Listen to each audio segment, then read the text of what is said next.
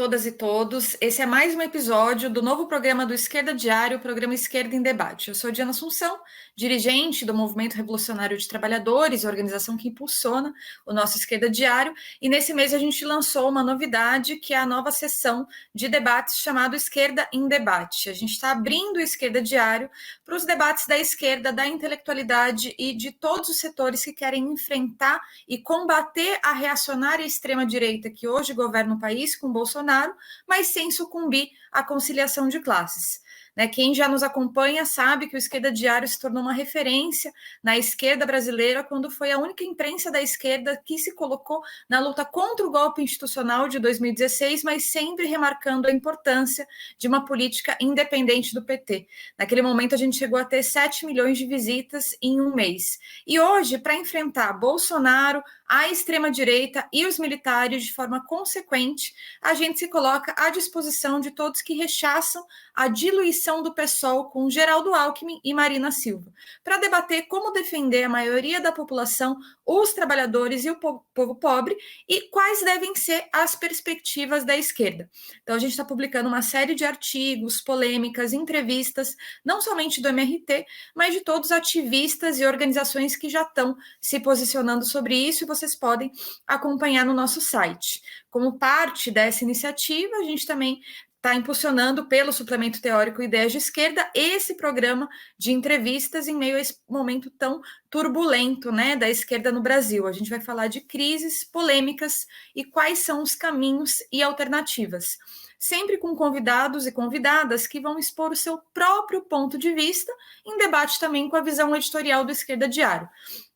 A gente acredita que dessa forma a gente contribui para construir um caminho de independência de classe diante dessa crise. Bom, antes de começar a entrevista de hoje, eu queria chamar todo mundo a contribuir financeiramente com o Esquerda Diário através do Pix campanhaed@gmail.com. É muito importante a contribuição de todo mundo. E bom, hoje a gente está aqui com a professora Marinalva Oliveira, que é professora da UFRJ. Marinalva é fundadora do PSOL, foi presidente do Andes entre 2012 e 2014 e vice-presidente entre 2014 e 2016. Esteve na coordenação nacional de greve dos docentes federais de 2012 e 2015. É militante de base dos docentes federais no coletivo docente Rosa Luxemburgo e militante em defesa dos direitos das pessoas com deficiência. Faz parte do movimento pela inclusão das pessoas com deficiência na educação em Niterói e do movimento Barrar EBSER na UFRJ. Marinalva, muito bem-vinda aqui ao nosso programa. Olá a todos, todas e todes. Eu gostaria de iniciar agradecendo esse espaço aqui, fazendo uma descrição. Eu sou uma mulher negra, tenho 58 anos, estou com uma faixa no cabelo colorida de azul e mais ou menos marrom, cabelos encaracolados até o ombro, com vestido preto e um colar. Atrás de mim tem uma estante com alguns livros, e essa descrição é para as pessoas cegas que provavelmente estão assistindo a nós. Agradeço muito esse espaço aqui, Diana, e vamos lá bater um papo sobre esse momento tão dramático que nós estamos vivendo, mas que, ao mesmo tempo, tem uma necessidade de um debate sobre, para conseguir aglutinar aí de uma forma melhor possível a síntese política.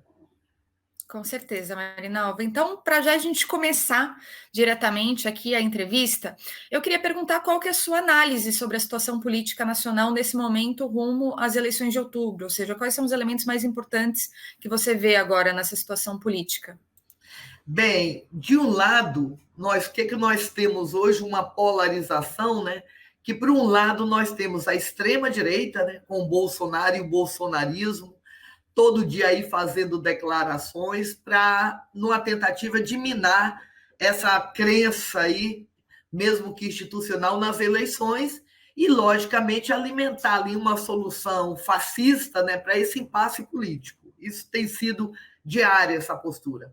Por outro lado, nós temos aí o PT, que aproveita tal situação, para canalizar toda a insatisfação popular para as eleições.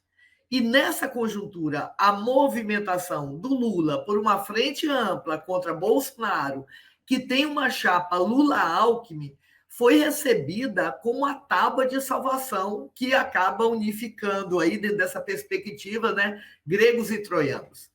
E isso é um grande problema que nós enfrentamos no sentido de organização da classe trabalhadora.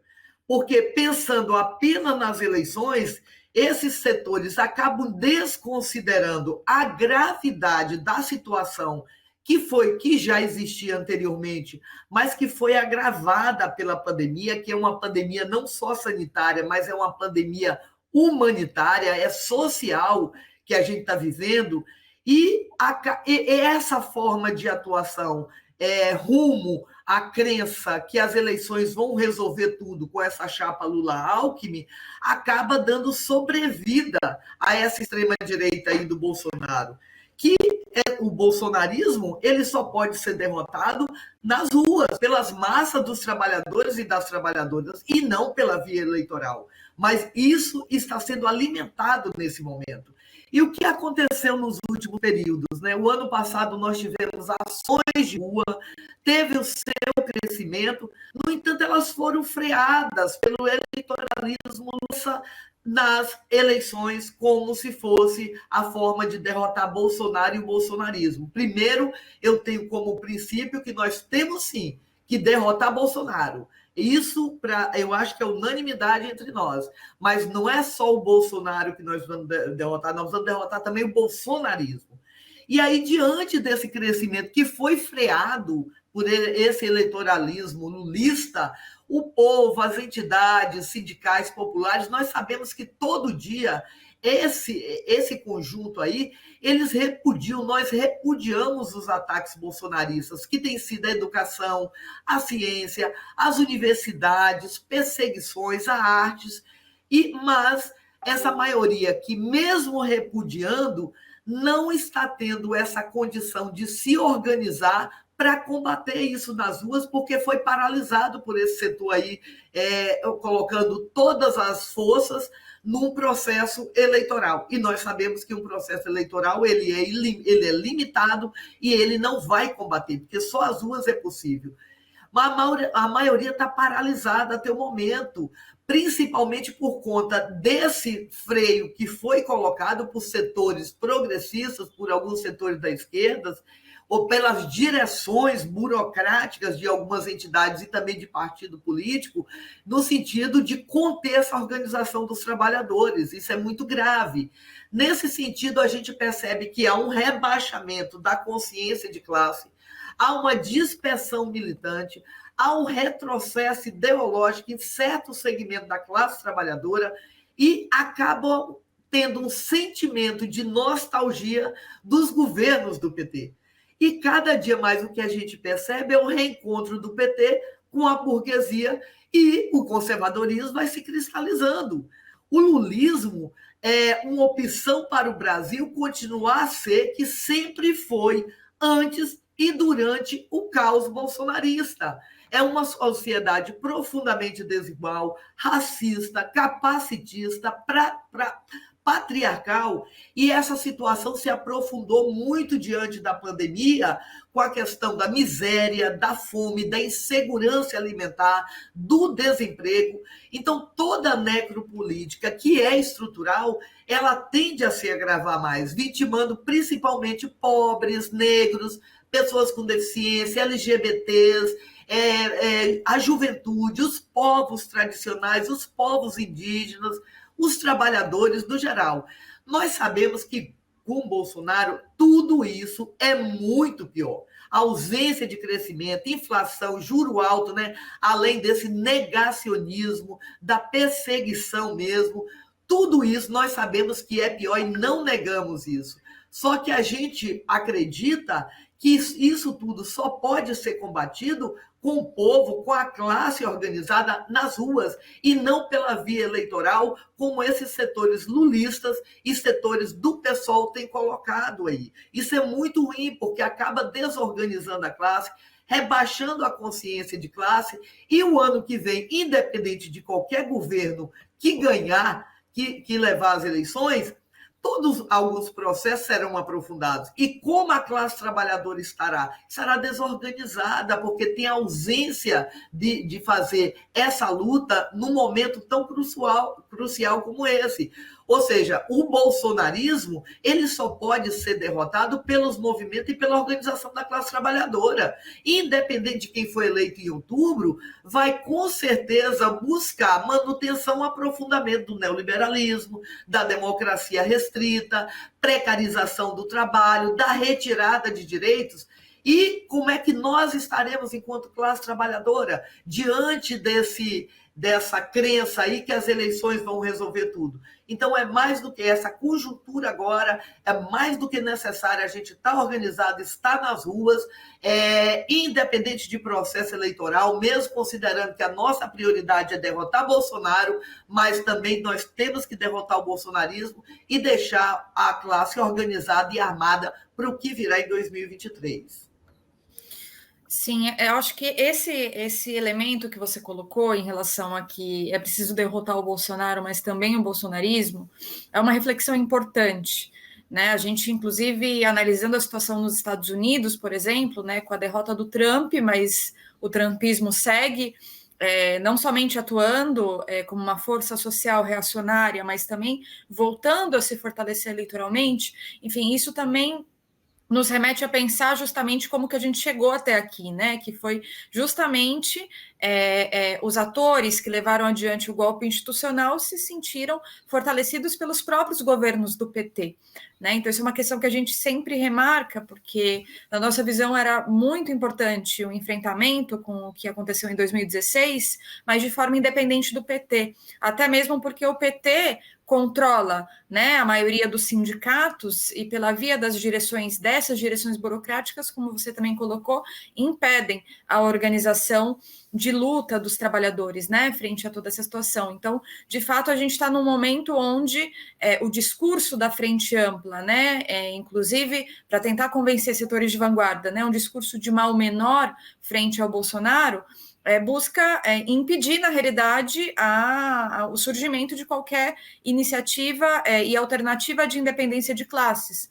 né, frente a essa situação, que não vai ser necessariamente eleitoral nesse momento, né, ou seja, com viabilidade eleitoral, mas que possa justamente apontar um caminho distinto.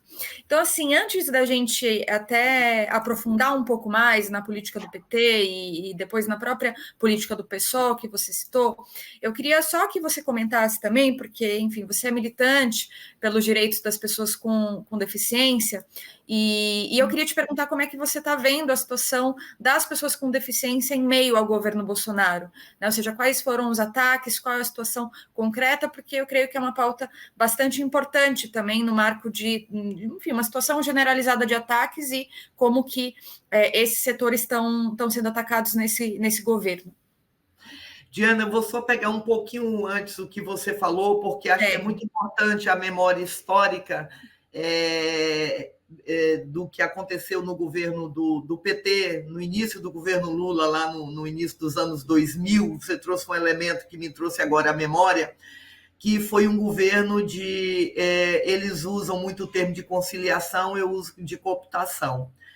Foi um governo que desmontou, quando você falou dos sindicatos, foi um governo que desmontou de forma proposital, criando uma secretaria onde colocava trabalho e capital na mesma mesa, e capital e trabalho é impossível sentar na mesma mesa, porque não tem como, não tem a menor possibilidade.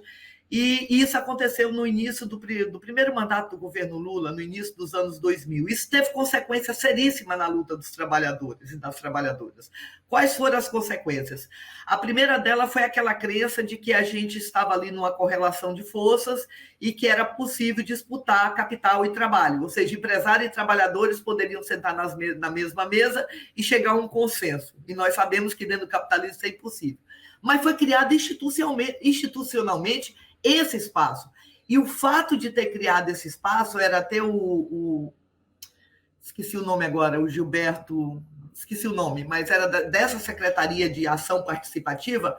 Ao fazer essa mesa, eles desmontaram alguns setores, como, por exemplo, o Fórum Nacional em Defesa da Escola Pública, que o Andes, eu era da diretoria do Andes na época, esse Fórum Nacional em Defesa da Escola Pública foi aquele que elaborou o PNE da sociedade brasileira, através dos movimentos sociais, com um programa para a educação, recurso público para a educação pública, princípio de financiamento e tudo mais, e que durou muitos anos esse fórum, e que no início do governo Lula esse fórum foi desmontado, porque setores que estavam nesse fórum, como o CUT, CNTE e outros, e ali se trabalhava por consenso, não teve mais consenso, o Andes e tudo mais, não teve mais consenso. Quando não tinha consenso, desmontavam, e eles foram para essa mesa. O outro foi a Quinesf, que era a Confederação Nacional das Entidades dos Servidores Públicos Federais, onde entidades, sindicatos participavam, onde organizava a greve dos SPFs, defesa dos serviços públicos, que também funcionava assim, e ao montar esse sistema no governo do PT, essa chamada Secretaria Participativa, onde botava capital e trabalho sentado na mesma mesa, esses sindicatos, alguns foram para lá, e desmontou também esse setor organizado da Quinesf. O Andes foi um dos poucos que não que se rendeu a essa política e continuou mantendo com a sua independência e fazendo oposição. Só que isso teve consequências. Nós passamos quase 10 anos sem conseguir organizar uma greve.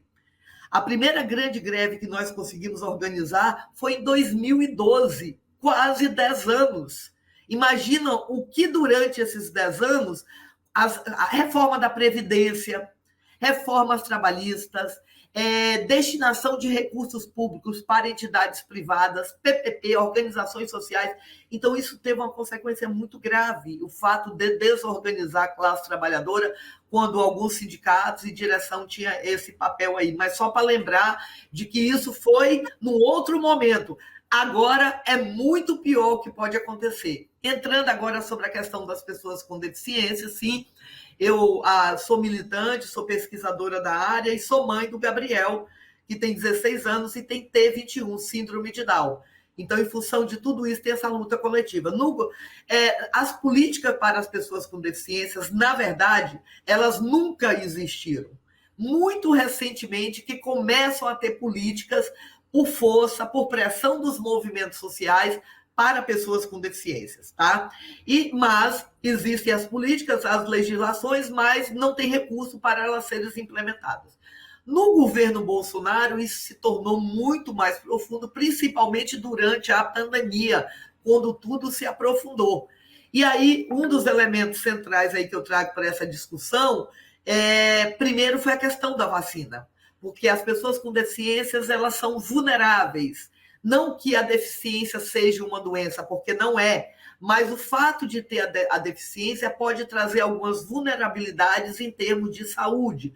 A T21, por exemplo, a síndrome de Down, tem a questão da baixa imunidade e outras deficiências também. E isso, logicamente, colocava essa população na ausência de vacina, né? Porque o ideal era que tivesse vacina para todos, mas não tinha. Na ausência de vacina, que aquela população mais vulnerável tivesse prioridade, né? Como idosos, com morbidade, as pessoas com deficiência também. E o primeiro momento aí foi que o governo Bolsonaro, além de negar vacina para todos e todas, mas quando teve vacina, negou para essa população, considerando-a vulnerável. E ela corria risco de morte real, risco de morte mesmo se fosse contaminada pela Covid.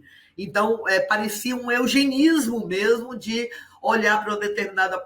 não olhar, tornar aquela população invisível, desconsiderar como dentro de uma perspectiva capacitista, de opressão, de eliminação mesmo. Esse foi o primeiro elemento, de negar a vacina. Depois nós conseguimos com muita luta. O segundo elemento foi o decreto 10.502, de setembro de 2020, em plena pandemia, um decreto que traz a volta da escola especial, da segregação na escola especial e das classes especiais para as pessoas com deficiência. É bom lembrar que as pessoas com deficiência, historicamente, foram segregadas em escolas especiais. segregadas historicamente como uma forma de capacitismo, mas também como uma forma do capital abocanhar recursos públicos, e essa segregação se dava em espaços chamados filantrópicos, onde repassava o dinheiro público para fazer a segregação das pessoas com deficiência. Elas não tinham o direito de frequentar as escolas regulares, eram segregadas em escolas e classes especiais, e isso, logicamente, nós somos contra, porque isso é um atentado a direitos humanos, mas para as pessoas com deficiência isso é muito pior, ter necessidade da interação. Com o tempo, e muito recentemente, nós conseguimos, com a luta, que as pessoas com deficiência passassem a ter direito à escola regular, com as condições adequadas. Acontece que passaram a ter esse direito à escola regular, frequentar a escola regular como toda e qualquer criança, mas nós sabemos também que tem um desmonte da educação como um todo, que tem corte de recurso, ausência de formação de professores. Mas conseguimos, e a gente sempre defendeu, aqui deve permanecer, e aqui dentro nós vamos fazer a luta. Quando foi em 2020, o governo Bolsonaro dá um decreto, divulga um decreto 10.502, onde coloca o retorno das pessoas com deficiência à escola e à classe especial, o retorno à segregação. E isso é muito grave, porque ele usa como argumento de que as pessoas com deficiência, o fato delas estarem na escola regular, elas não estão aprendendo. Portanto, vamos segregar em escolas e classes especiais. Primeiro que, se elas não estão aprendendo, não é porque estão na escola regular, é porque estão cortando recursos, é porque não tem condições adequadas para os professores, para as crianças estarem lá, com toda a acessibilidade, com todos os direitos que devem ser assegurados. Primeiro é isso. Segundo, que o retorno à segregação, historicamente, nós sabemos que as pessoas que foram segregadas com deficiência durante anos, elas não tiveram nenhuma evolução no seu desenvolvimento. Pelo contrário, são pessoas hoje que têm 30, 40 anos, que têm um desenvolvimento como se fosse uma criança de 2, 3, 5, 6 anos. Então, a segregação, ela não resolve o problema, pelo contrário. Então, esse governo trouxe esse decreto no verdadeiro retrocesso ideológico, inclusive indo contra a Lei Brasileira de Inclusão, que defende a inclusão de todos e todas no espaço da escola regular. Esse decreto teve teve uma movimentação muito grande dos movimentos sociais, e foi entrado com ação de inconstitucionalidade sobre ele, sobre a questão dos retrocessos ideológicos, retrocessos humanitários, de direito e tudo mais, e nós conseguimos a suspensão do decreto, mas essa suspensão se deu por um parecer do presidente do STF. Ainda será julgada agora, o ano que vem, pelo pleno do STF. Então, esse foi um retrocesso, assim, olha, ideológico em todos os direitos que as pessoas com deficiência tinham conseguido por anos, e esse decreto trouxe isso enquanto retrocesso, e nós estamos na luta aí, justamente para garantir que a inclusão ela tem que ser ampla e restrita, mas ela precisa de recursos financeiros. E, por fim, o que esse decreto traz, na verdade? Esse decreto traz, na verdade, o que ele está interessado não é onde o meu filho vai ser melhor ou não atendido, não é isso. Ele está interessado em repassar recursos públicos para as entidades privadas, porque quando ele propõe a segregação em classes e escolas especiais, é para repassar dinheiro para chamadas entidades filantrópicas, ONGs e tudo mais. Então, o que está por trás disso tudo é o mesmo projeto que tem para a educação como um todo. Repasse de dinheiro público para entidades privadas, o Estado se desresponsabilizando da obrigação, que é um direito, que é a educação. Sim, com certeza. Uma política privatista em toda a linha, acompanhada de um retrocesso ideológico, né, nesse âmbito. Acho que é uma pauta fundamental mesmo. Agradeço por você ter explanado aqui um pouco dessa sua militância tão importante nesse âmbito, enfim, que a gente compartilha também. Para a gente retomar um pouco da onde a gente começou a discussão e avançar em pensar a própria situação da esquerda, né? Porque a gente está aqui nesse Esquerda em Debate, justamente nesse momento de crise da esquerda. Eu ia justamente te perguntar a sua visão sobre a política do PT e, enfim, nesse momento a chapa Lula-Alckmin, você já falou um pouco sobre isso, então eu já vou até juntar com a outra questão que eu queria te perguntar, você pode responder mais amplamente, que é a própria situação do PSOL, né? Você é fundadora do PSOL, você colocou, né, setores do PSOL que estão acompanhando essa diluição nessa chapa, Lula-Alckmin, além disso, uma federação com a Rede da Marina Silva, né, um partido burguês, enfim, financiado pelo Itaú. Como que você está vendo essa situação? Queria que você contasse para a gente como é que você está vendo esse debate, os debates que estão tendo no PSOL, como, enfim, para você comentar essa crise mais de conjunto. Certo. Primeiro que eu quero ressaltar que uma candidatura Lula sem Alckmin também nunca teria um programa de esquerda, né? A questão Lula-Alckmin só aprofunda um giro mais à direita, mas mesmo uma candidatura só Lula sem Alckmin nunca teria. Por isso que nós, lá dentro do PSOL, passamos, desde o ano passado até esse ano, defendendo uma candidatura própria, que foi o lançamento da pré-candidatura do companheiro Glauber Braga, e nós lutamos para que o PSOL tivesse uma candidatura própria no primeiro turno. Segundo turno, depois a gente ia discutir as questões aí. Então, por compreender que uma candidatura, mesmo sem Alckmin, ele nunca teria um programa de esquerda. Só que, com o Alckmin, logicamente, essa escolha significa uma guinada ainda maior na composição da chapa e muito mais de um programa mais à direita do que o PT já construiu no passado. Então, isso é que aprofunda mais ainda, né? Tem uma frase que eu acho que é do Plininho, não lembro agora de quem é, mas diz assim, né? Quem faz aliança com a direita, quem ganha é a direita, né? Então, quem faz aliança com a direita, quem ganha é a direita. É uma chapa, essa chapa Lula com Alckmin, é uma chapa com toda a burguesia brasileira. É uma chapa com os bancos, é uma chapa com o mercado financeiro, com os empresários, com todos os representantes dos latifundiários, do agronegócio, gente. O papel de Alckmin é indiscutível, basta a gente olhar a história do que ele fez durante os seus governos, né? Podemos citar aí tantos ataques aos direitos dos trabalhadores, que Lula também fez, as privatizações, a repressão policial em junho de 2013, vocês lembram disso? O projeto de desmonte da educação, a violência lá na reintegração da posse de Pinheirinhos, e hoje diz que o Lula, inclusive, disse isso, né? Que o Alckmin é o único do PSDB, que hoje está no PSB, mas independente de onde ele está, o tucano está internalizado, que gosta de pobre. É só lembrar do que aconteceu durante esse governo, ladrão de merenda, gente. E a violência que foi na posse de Pinheirinhos, né, lá em São José dos Campos.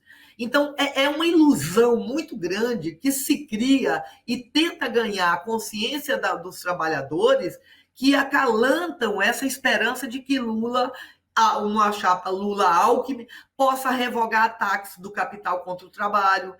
Primeiro que nem sem Alckmin ele faria isso, mas com Alckmin tá certo que isso é bem pior, sabe? Porque ao longo da história o Lula cumpriu um papel muito diferente. O Lula de 2022, ele é o fiador com essa chapa Lula-Alckmin do acordo burguês, de institucionar o novo regime aí a partir dessa lógica do capital. É tanto que quando a gente olha lá o programa, os pontos do programa diz revogar a emenda constitucional 95, mas criar outra forma no lugar. Revogar a reforma trabalhista, mas criar uma outra reforma. Imagina o que é isso. Vamos revogar essa, vamos criar outra, ou vamos revogar e não existe? Não, eles estão se comprometendo a revogar, para atender quem está pedindo que revogue, mas estão se comprometendo também que, ao revogar, vai fazer uma outra reforma, que, por sinal, pode ser bem pior, inclusive com a desorganização da classe, se a gente não estiver junto. Então, essa ideia de derrotar Bolsonaro e também toda a ultradireita não faz muito sentido quando você se alia à outra parte da direita. Derrotar Bolsonaro significa frear os ataques que os capitalistas estão promovendo com os trabalhadores, mas também não é se aliando aos capitalistas que querem atacar os trabalhadores. Então, essa chapa Lula já era uma chapa que teríamos problemas, sim, porque nunca teria um programa de esquerda. Mas com Alckmin isso se aprofunda muito, porque tem sim aí, nesta figura que representa todos os setores da burguesia. E nós sabemos que eles vão governar para a burguesia, para o capital. entendeu? Então, isso é importante. E foi justamente, tanto diante dessa discussão da chapa, tanto Lula, do pessoal se render a isso, e também do Lula-Alckmin e da federação, que nós, esses setores da esquerda do pessoal, hoje eu já me desfiliei do pessoal, e nós Hoje, estamos... você se Não, eu desfiliou? atualmente já estou desfiliada, me Já desfiliei está desfiliando. a semana passada, me Uhum. desfiliei do pessoal, estamos construindo uma carta coletivamente, de pessoas que estão se desfiliando também, vamos logo divulgar essa carta, mas oficialmente, aquela coisa lá, eu já fiz a minha carta de desfiliação a semana passada. E por que isso ocorreu? Porque para nós que somos fundadores, o pessoal ele nasceu como resultado da resistência militante ao processo, ao projeto petista de adequação à ordem burguesa lá no início dos anos 2000. Primeira coisa foi a reforma da Previdência, que foi para a pauta logo, e nós tínhamos todo o compromisso na defesa aí dos direitos dos trabalhadores. Então, nós rompemos com o PT naquela época, nós rompemos com essa política que chama conciliação de classe, que eu chamo de cooptação de classe. Nós rompemos com a política de apaziguamento das lutas sociais, que eu acabei de relatar na fala anterior. Nós rompemos com a política de recuo no projeto político, de ataque aos direitos dos trabalhadores, repressão aos movimentos sociais. Foi com isso que nós rompemos lá no início dos anos 2000 e foi com isso que nós fundamos o PSOL. O PSOL como uma ferramenta para se realizar na luta, para ser um instrumento de organização da classe trabalhadora, mas um partido que tivesse como base os seus núcleos, os seus setoriais, tivesse a base ali organizada nesses espaços e, a partir desses espaços, de forma democrática, fosse construindo esse partido. Ocorre que nos últimos anos isso foi se reduzindo dentro do PSOL. Isso não foi atualmente, isso já vem de algum tempo já. E na maioria das vezes, esse enraizamento que a gente defende tanto pelos núcleos, pelos setoriais, foi abandonado na sua maioria. Assim, nós chegamos no momento em que o partido pudesse, agora, que o partido pudesse se apresentar como um aglutinador das lutas sociais e políticas, sendo referência nas lutas, nos processos de mobilização, apresentando um novo projeto para a sociedade, e, em vez disso, o que ocorre a partir da direção majoritária do PSOL, de uma forma burocrática, de uma forma antidemocrática? O que o PSOL faz? Opta por uma legitimação à esquerda do petismo. E nós sabemos que isso é um caminho equivocado, um caminho político de um partido que se diz socialista para enfrentar aí o bolsonarismo ou mesmo enfrentar qualquer projeto do capital para o ano de 2023, atualmente, mas também daqui para frente. Então, o que o pessoal deixou de ser? Deixou de ser esse partido de organização da luta pelo socialismo, pela liberdade. A adesão a essa frente ampla, liderada por Lula e Alckmin nas eleições de 2022, a decisão de selar uma federação com a rede de Marina da Silva, no mínimo, essa federação, no mínimo, está comprometendo a sua independência aí até 2026, acaba perdendo definitivamente, para mim e para muitos militantes que estão se desfiliando, a possibilidade de estabelecer estratégia e táticas indispensáveis para um partido que luta pelos interesses históricos da classe trabalhadora. E o pior, isso, a adesão à rede e a adesão a essa chapa, porque eu chamo de adesão, ocorreu sem nenhum debate com a base, descaracterizando principalmente o princípio democrático do Partido Socialista, mas também os seus princípios fundacionais, motivos pelos quais nós fomos para a rua, no início dos anos 2000, coletar assinaturas, porque naquela época se fazia com prancheta e papel na mão, não era abaixo-assinado pela internet, e essa direção majoritária acaba traindo todos os princípios, acaba traindo de forma autoritária mesmo as decisões do partido, resoluções do partido, e sem nenhuma mesmo, gente, sem nenhuma discussão, adere à rede sustentabilidade, partido ecocapitalista, financiado pelo grande capital, que cooperou com inúmeras contras-reformas, com retirada de direitos. Então, os trabalhadores, na sua totalidade, com essa posição do pessoal da sua direção majoritária, que é uma traição, acabam ficando desorganizados para a disputa política que os tempos vão pedir, que no Brasil não é diferente.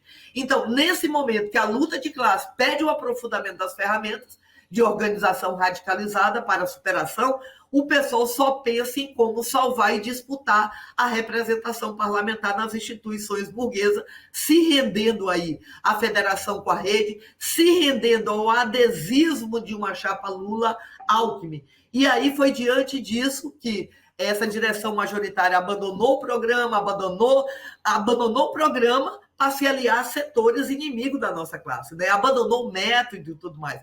Então, foi diante disso aí que nós batalhamos por na pré-candidatura do Glauber, porque não era só a questão eleitoral, porque nós avaliávamos que ter uma candidatura própria do partido ia levar a gente a fazer uma discussão de um programa à esquerda, ia numa compreensão de que o bolsonarismo a gente só derrota nas ruas. Então, nós avaliamos que isso era importante, mas de uma forma antidemocrática, pela direção majoritária, tudo isso foi rompido, e daí diante da compreensão que não existe um espaço democrático de debate, que teve um abandono da política dos setoriais, dos núcleos, tem um adesismo aí que não é só eleitoral, mas é um adesismo do futuro do pessoal mesmo. Não é só chegar em novembro e tá bom agora o pessoal... Não, existe aí uma mudança mesmo de paradigma, de concepção de partido, e daí, diante disso, nós rompemos com o pessoal, estamos nos desfiliando, vamos sair com uma carta coletiva. É importante dizer, e eu gosto de ressaltar isso, que eu tenho consciência que dentro do PSOL ainda conta com a militância aguerrida, um setor aguerrido, um setor comprometido com a luta dos trabalhadores. Agora, para mim, nós temos companheiros lá que ainda estão dando a batalha e são companheiros comprometidos com a luta dos trabalhadores. Agora, para mim, para outros companheiros, o nosso tempo no PSOL acabou. Sim, não, você colocou várias coisas que eu acho que são bem importantes para a discussão. Eu queria colocar duas observações para o debate, porque eu acho que justamente a gente está no meio dessa crise importante, uma situação política muito difícil, e inclusive você ressaltou, né, o nível de concepção burocrática dentro do PSOL, né, tanto para tomar as decisões, que acaba que vira uma ditadura dos parlamentares e das figuras públicas, né, tem mais peso quem tem mais likes, né, nas redes sociais, e não a militância de base que está lá todo dia construindo, né, com o seu próprio ideal, enfim. Então, e ao mesmo tempo também os próprios debates abertos, né, na esquerda. Isso a gente está buscando fazer aqui no Esquerda Diário também com as distintas concepções. Então, eu queria colocar duas observações. Uma, eu tinha até debatido um pouquinho com o Plininho, quando ele esteve aqui no programa, que é sobre o surgimento do PSOL. Porque eu vejo que tem um debate que é um pouco uma ideia de resgatar o pessoal das origens, né?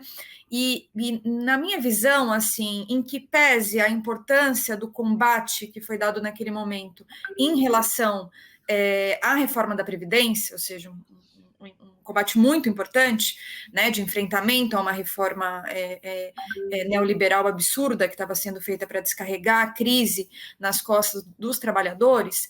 Eu acho que o pessoal, desde a sua fundação, nunca teve uma delimitação estratégica clara, né? Ou seja, terminando sendo um partido amplo, digamos assim, com várias tendências, com vários grupos, cada grupo um pouco com a sua própria concepção, mas o partido de conjunto não tem uma definição clara, estratégica, digamos assim. Depois a gente vai ver, né, internacionalmente, alguns exemplos de partidos amplos que não definem um pouco as fronteiras entre revolucionários e reformistas, e eu acho que isso deve ser levado em consideração no momento em que o pessoal termina como está terminando, né? Ou seja, no colo do PT e do Alckmin, né? Como você muito bem colocou aqui, né? Tanto expressando que, enfim, se fosse uma candidatura somente do PT, também teria todos os problemas. Vários do PSOL não achariam, né?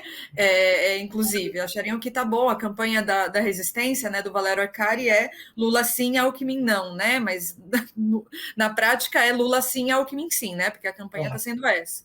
Então, essa questão me parece que é importante para a discussão, e a outra questão é sobre esse tema do Glauber Braga, porque a gente até soltou algumas matérias sobre isso. Na verdade, assim, obviamente que entre os setores que se jogaram, né, na candidatura do PT e os companheiros do PSOL que buscaram ter uma política independente, no sentido de ter uma candidatura própria do PSOL, tem uma diferença muito grande, mas eu acho que justamente a discussão programática aí é importante, né? Porque, inclusive, uma das questões que a gente apontou é que é importante, além de ter uma independência organizativa, né, ou seja, candidaturas separadas, né, do PT, é muito importante ter uma independência política, ou seja, um programa que seja realmente de independência de classe, né? E aí eu acho que tem uma questão mais controversa, que é que o Glauber Braga vem de uma tradição, né? Ele foi presidente do PSB, né, no Rio de Janeiro, inclusive, que agora é o próprio partido do Alckmin, e eu acho que eu li o próprio programa dele, não vejo que seja um programa que apresente um conteúdo socialista revolucionário abertamente, né? Inclusive, vendo o programa dele, me dá uma impressão mais de um conteúdo mais desenvolvimentista, né? Inclusive, ele reivindica e se espelha um pouco em figuras como Brizola ou como Chaves, né, que não são, né, socialistas, né, são mais nacionalistas burgueses. Então, eu acho que, enfim, colocaria isso também para o debate, porque justamente como a gente está procurando construir uma alternativa, me parece que esse debate programático também é muito importante. Então, colocado isso, também, enfim, para de colocar uma última questão e, obviamente, você poder comentar sobre essas questões. Eu acho bastante importante, você anunciou aqui a ruptura com o PSOL, me parece uma decisão acertada. A gente soltou uma carta, inclusive, para todas as pessoas que estão hoje no PSOL, enfim, indignadas, né, com essa situação, que, na nossa visão, não tem muito uma batalha para seguir dando dentro de um partido que já está com a rede, que já está com Lula, Alckmin, etc. Essa batalha, enfim, não tem muito como seguir essa batalha dentro, e que se trata realmente de romper com o pessoal nesse momento e batalhar para construir uma alternativa. Então, queria te perguntar como que você vê que alternativa construir nesse momento, como que você vê isso, como que esse grupo que você está sendo parte nesse momento está pensando em atuar agora, enfim, quais perspectivas você vê nesse sentido? São muitas questões, vou tentar dar conta. Eu vou começar pelo Glauber. Primeiro que o Glauber não teve um programa. Não sei o que você está falando, mas nós não elaboramos. Manifesto. Não, Sim, manifesto. nós elaboramos um manifesto e elaboramos pontos síntese, mas no programa nós não desenvolvemos. Lógico que ali tinha princípios, mas não tinha programa. Por que não tinha programa? Porque era uma pré-candidatura. E como o que a gente defende, no momento que passasse a candidatura, aí sim a gente ia construir um programa pela base, com setoriais, pela política dos setoriais do partido. Então, isso seria um segundo momento, caso passasse a pré-candidatura, que não passou, né, no dia 30 de abril. Então, nós não tínhamos um programa, nós tínhamos um manifesto. O manifesto foi no sentido de chamar setores para disputar o pessoal. A gente estava disputando o partido. A gente estava disputando o partido. Você imagina o que é isso? E isso, logicamente, dentro de um processo, dentro do partido, que a gente estava disputando, que o outro lado sequer queria discutir, que tomava as decisões de cima para baixo. Então, essa pré-candidatura do Glaube, que eu estive junto, assim como outros, politicamente, em termos de método, foi muito importante. Inclusive, para hoje ter pessoas que saíram, como eu e outros e outras, inclusive para ter companheiros e companheiras que estão lá no PSOL ainda lutando por um PSOL independente. Eu tenho discordância deles continuarem, mas eu respeito o fato deles estarem lá. entendeu? Então, a pré-candidatura do Glauber não significou só o fato de ter um candidato à presidência da República. Representou-se uma disputa. Só para você ter uma ideia, esse debate sobre a federação, que não existiu, o único setor que fez esse debate publicamente foi o setor que estava na pré-candidatura do Glauber para presidente. Porque o outro lá sequer debateu, foi decidido tudo de cima para baixo. Então, essa Menos pré-candidatura. o mês, né? O mês apoiou a Federação com a Rede e O estava mês na dúvida, apoiou, né? exatamente. O mês apoiou, foi falado sobre isso, o Glauber fez esse enfrentamento publicamente, o mês apoiou e estava construindo a pré-candidatura, o que foi uma grande contradição. Como é que você está apoiando uma pré-candidatura justamente que não era um CPF, não era um CPF, não era o nome Glauber. Essa pré-candidatura foi uma forma que nós conseguimos, quanto tática, quanto estratégia, para discutir o que estava acontecendo dentro do partido. E aí, o que estava acontecendo dentro do partido, vou remeter lá o que você falou no início, o PSOL ele foi construído a partir de correntes que vieram do PT. Sabe disso, né? E pessoas independentes, correntes que vieram do PT. E essa disputa foi desde o início, ela se aprofundou agora no final, entre reformistas, e daí várias correntes lá, quando teve setores do PT que hoje estão no PSOL, que são reformistas, que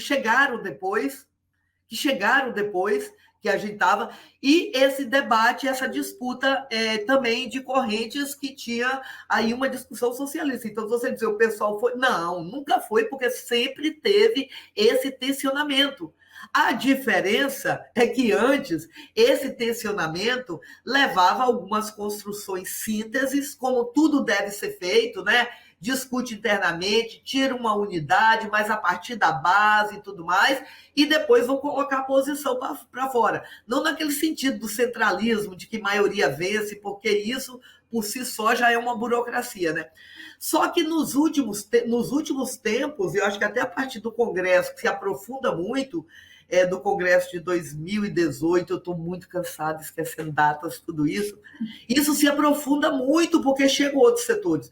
Eu vou dar só um exemplo para você, eu costumo dar esse exemplo, só para as pessoas compreenderem o que é o PSOL hoje. Eu, na época da fundação do PSOL, eu morava no Amapá. Eu fui fundadora do PSOL no Amapá, que o Randolph Rodrigues tinha uma hegemonia muito forte lá, e que foi para o pessoal daquela época. O que eu passei no pessoal do Amapá é o que está acontecendo hoje no pessoal em nível nacional. E lá na época, ou seja, essa disputa com o Randolph, que é um reformista, inclusive foi meu amigo, mas na política nós temos divergência desde lá da origem. Esses setores aí do Randolph, que era... esqueci o nome da tendência na época, eles chegaram lá no pessoal do Amapá no início da fundação e eles em maioria. Você sabe do histórico, né, e dos congressos do PSOL, que o Amapá era o estado que levava mais números de filiados para o Congresso.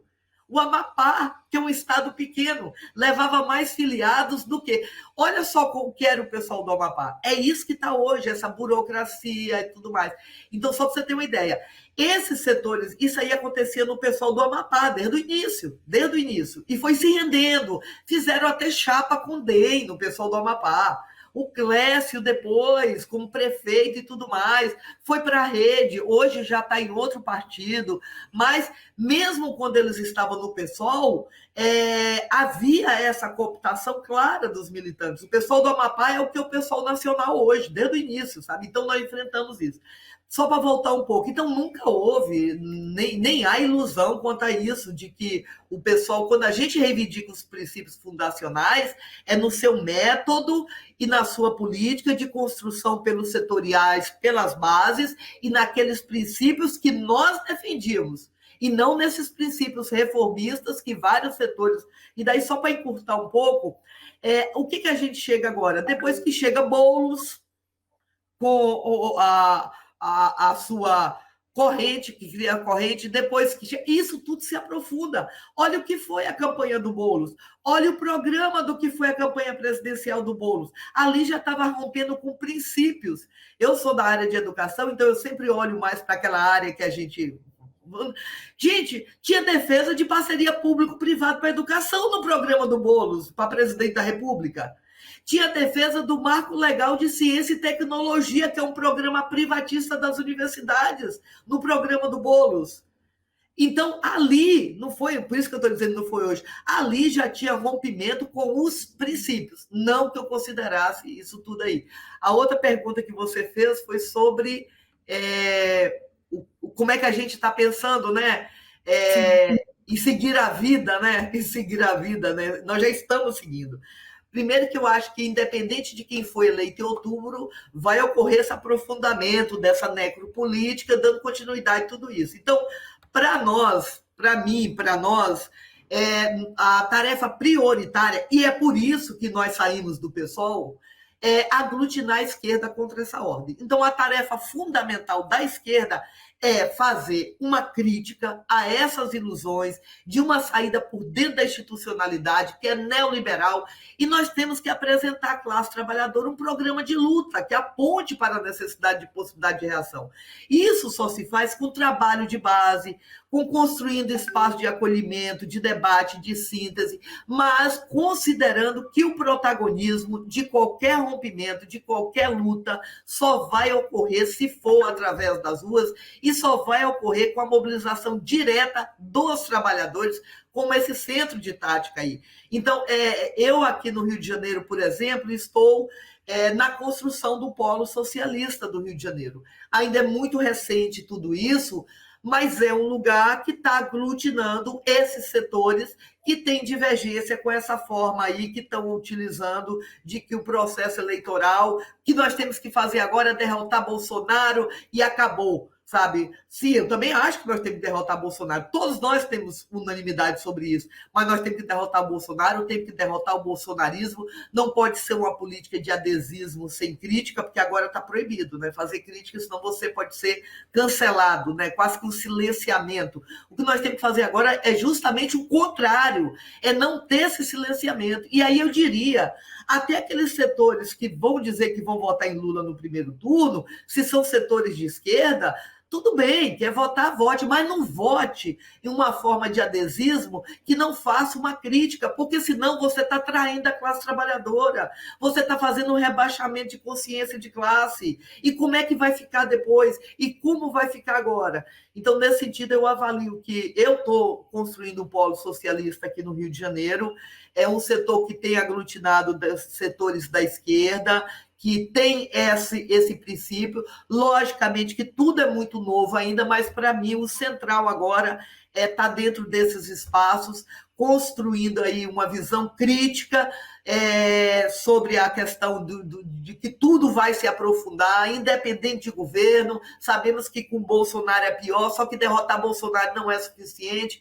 Nós temos que derrotar o bolsonarismo, nós temos que pensar que a direita está com Bolsonaro, mas a direita também está com Lula. Como é que a gente se alia a setores para querer derrubar o mesmo setor?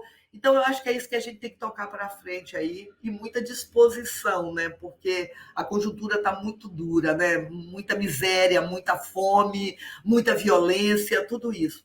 É isso, né? A gente não tem uma solução, só pontos de interrogação e algumas reflexões.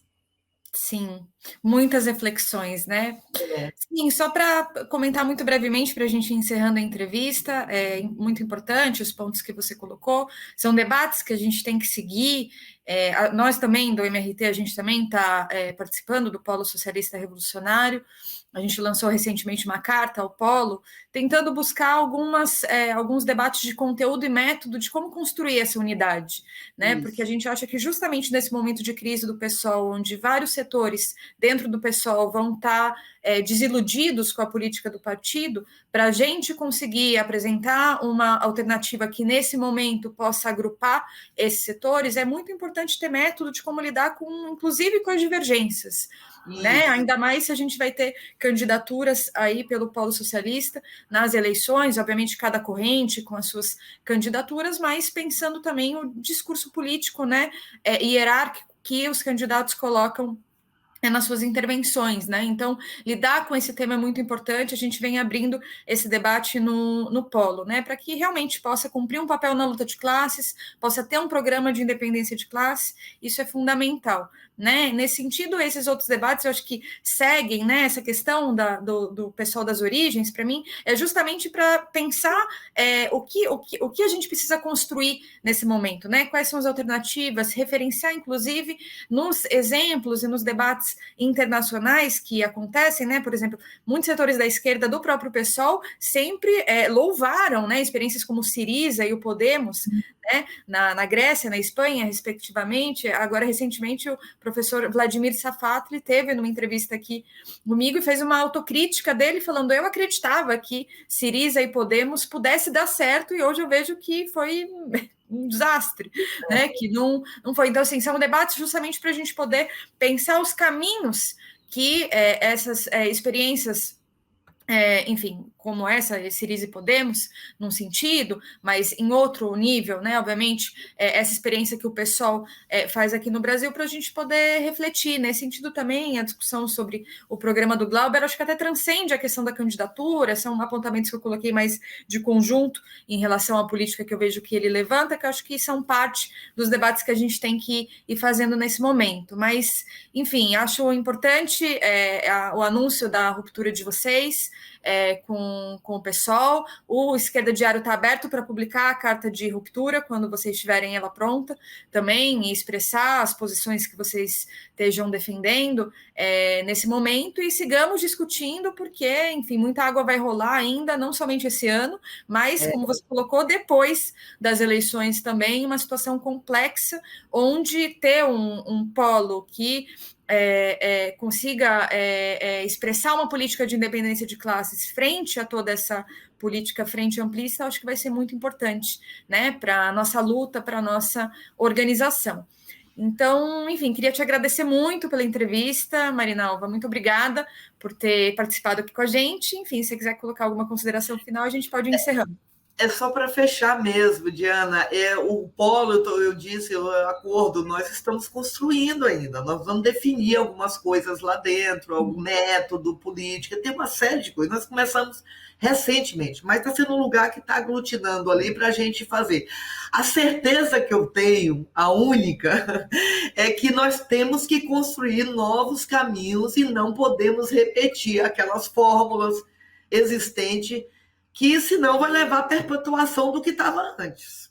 E aí construir esses novos caminhos com pessoas como vocês, com o Plinio, com todos aqueles que têm essa compreensão, mesmo que a gente não tenha um acordo sobre para onde ir, mas nós sabemos que para algumas fórmulas antigas existentes nós não queremos mais estar.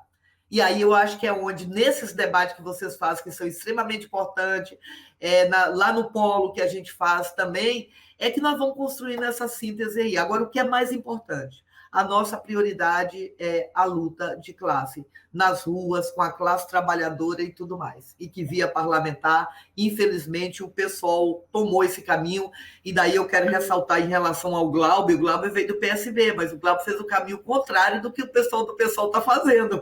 Ele veio do PSB e foi para a esquerda. E hoje é o mais radical dentro do PSOL, né, da esquerda, né?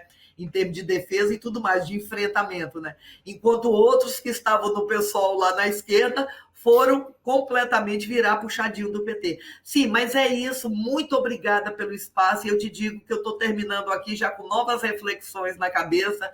Eu acho que o momento exige isso. Muito obrigada mesmo. Obrigada a você, Marinalva, e agradeço também todo mundo que assistiu ao nosso programa. Continue acompanhando todo sábado às 17 horas e também todas as elaborações e textos que a gente vem publicando aqui no Esquerda Diário, com parte desses debates que se expressaram aqui. Pessoal das origens, programa político que a gente tem que defender nesse momento, essa política do Glauber Braga também, a gente tem algumas elaborações, e sigamos nessa discussão e também nos debates no Polo Socialista Revolucionário. Muito obrigada.